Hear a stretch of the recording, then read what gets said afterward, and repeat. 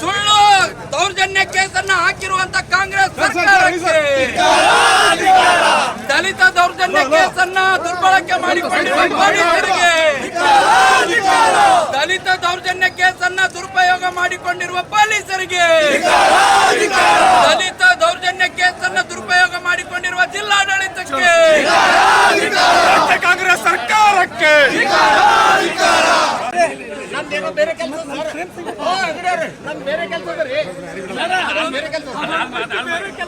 ಇಲ್ಲ ಸರ್. ನಾನು ಬೇರೆ